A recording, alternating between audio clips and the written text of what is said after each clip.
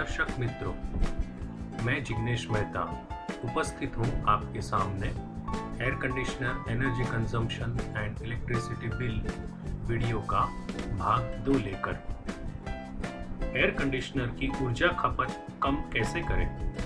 भाग 1 में मैंने चर्चा की एनर्जी एफिशिएंसी की व्याख्या और स्टार रेटिंग।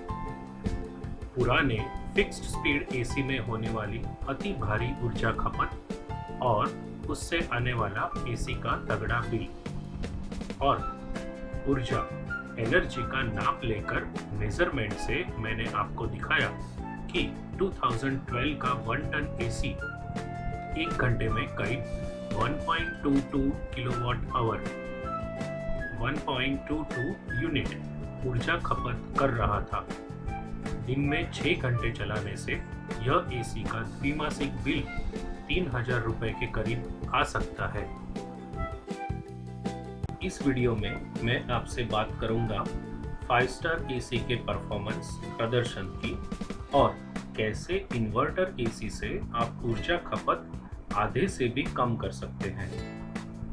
पहले बात करते हैं 2016-17 के 5 स्टार एसी की, जिसकी एनर्जी एफिशिएंसी है 3.51। यह एसी 1.5 टन का फिक्स्ड स्पीड एसी है, जिसे मैंने मेरे लिविंग रूम में लगाया है।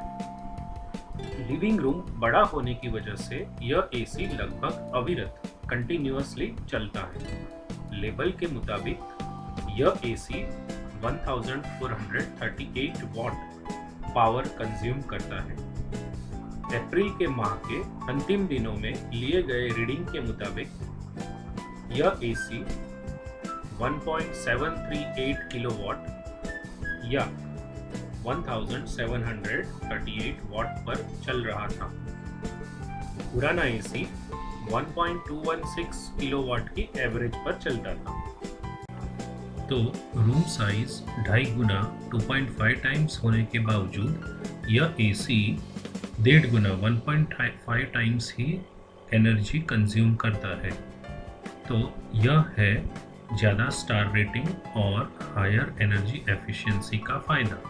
अब बात करते हैं सबसे नए 2021 के 4 स्टार इन्वर्टर एसी की। इन्वर्टर एसी में कंप्रेसर आवश्यकता के अनुसार स्पीड कम करके हमेशा चलता रहता है। इसका अर्थ यह है कि एसी अपनी महत्तम कैपेसिटी के कई कम प्रतिशत पर चल के पावर की खपत कम कर देता है और ऐसी परिस्थिति में वह बहुत अच्छी एनर्जी एफिशिएंसी देता है और आपके बिजली के बिल को कम कर देता है। फिक्स्ड स्पीड कंप्रेसर रूम के तापमान को एक रेंज श्रेणी में नियंत्रित करता है। वह जब ऑफ होता है तो तापमान थोड़ा बढ़ जाता है और चालू होने के बाद घटता है। इसके लिए चढ़ाई और ढलान पर बारी बारी से चल रही कार की एनालॉजी दे सकते हैं। तापमान अचल रहने की वजह से थर्मल कंफर्ट के मामले में भी इन्वर्टर एसी ही बेहतर है। इन्वर्टर एसी के मेंटेनेंस, खासकर पीसीबी फेलियर की बात लोगों को चिंतित करती है, लेकिन अब बहुत सारी कंपनीज पीसीबी के ऊपर भी 5 इयर्स वारंटी देने लगी है। इस इन्वर्टर एसी को 500 वॉट पावर पर कैसे मैं चलाता हूँ, इलेक्ट्रिसिटी बिल प्रति घंटे 4 रुपए से भी कम कैसे हो सकता है, उसकी अब बात करूँगा।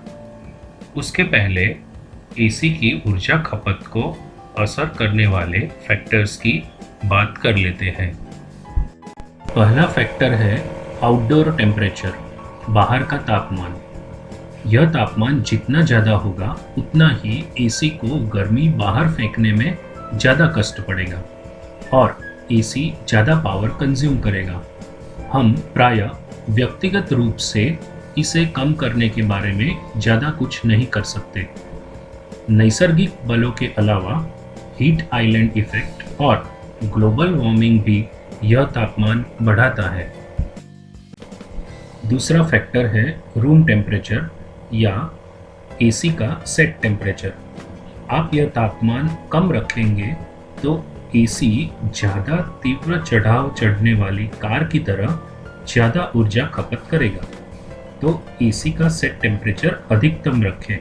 मैं तो इसे 27-28 डिग्री सेल्सियस रखता हूँ। यूएस, यूरोप जैसे विकसित देश और जापान भी 26 से 28 डिग्री सेल्सियस सेट टेम्परेचर की बात करते हैं। भैया, एसी से आपको बॉडी को कूल करना है, चिल या फ्रीज नहीं।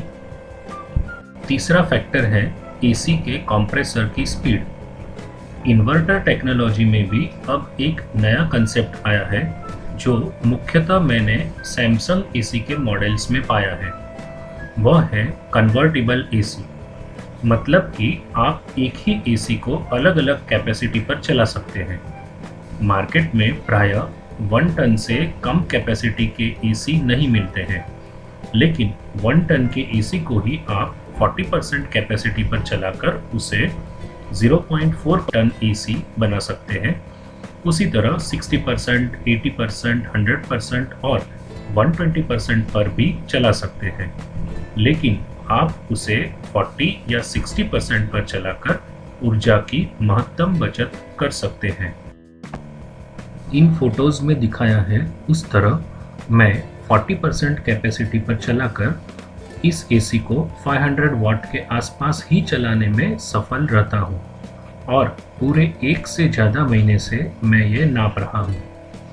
यह एसी आप जब स्टार्ट करें और 40% पर आपको कूलिंग कम लगे तो उसका फ्लैप आप जहाँ बैठे हैं उस तरफ सेट करें, जिससे एसी का डायरेक्ट फ्लो आपके शरीर पर आए, या थोड़े समय तक आप सीलिंग फैन ज़रूरत के मुताबिक चालू रखें। एसी की फ़ैन स्पीड 3 या 4 के बदले 1 पर घटाकर भी आप पावर कंजम्पशन में 10 to 20% का बचाव कर सकते हैं। आशा रखता हूँ कि आप इस वीडियो में दिए गए प्रस्तावों को कार्यान्वित करेंगे और न सिर्फ अपने आप की, लेकिन समाज और पर्यावरण की भी मदद करेंगे। वीडियो को लाइक और शेयर कीजिए तथा आपके विचार, सुझाव कमेंट बॉक्स में लिखिए। मैं पुनः आपके पास प्रस्तुत करूंगा नया विषय और नया वीडियो। तब तक आज्ञा दीजिए। धन्यवाद।